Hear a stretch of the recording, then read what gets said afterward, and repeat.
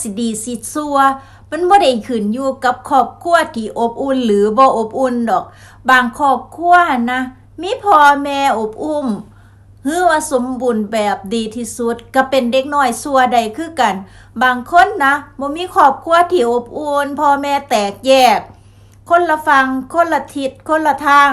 แต่กับเป็นคนที่สมบูรณ์แบบด้วยจิตวิญญาณเจ้าของด้วยสมองและสองมือเจ้าของก็สามารถสร้างเนื้อสร้างตัวเองได้ด้วยตัวเองคือกันเพราะฉะนั้นมันสิมาเปรียบเทียบบ่ได้ว่าคนนั้นมาจากครอบครัวที่อบอุ่นสมบูรณ์แบบสิเป็นคนดีเบิดคนนี้มาจากครอบครัวที่แตกแยกหรือว่าบ่สมบูรณ์แบบหรือว่าบ่อบอุ่นสิเป็นคนซัวมันสรุปบ่ได้ดอกพี่น้องถ้าเกิดว่าคนเฮาน่ะมีความจิตใจมันอยู่ในข้างในพี่น้องมันอยู่ข้างในลึกๆว่าสิเป็นคนดีหรือบ่เป็นคนดีมันอยู่ที่สมองและสันดานเจ้าของเองมันบ่ได้ขึ้นอยู่กับครอบครัวอบอุ่นหรือบ่อบอุ่นสมบูรณ์แบบหรือบ่สมบูรณ์แบบดอกเพราะว่าสมัยซุมื้อนี่ส่วนหลายครอบครัวก็สิแตกแยกเนาะ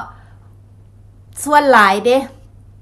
ตามที่เห็นเขาก็เป็นคนดีกันเยอะแยะบ่เกี่ยวกันดอกมันอยู่ที่สันดานของแต่ละคนแค่นั้นล่ะว่าสิเฮ็ดโตเป็นคนแบบใดอยากได้ดีก็เฮ็ดดีอยากได้ซั่วก็เฮ็ดซั่วไปพี่น้องมันขึ้นอยู่ที่เจ้าของดำเนินชีวิตเจ้าของเท่านั้นเองจ้า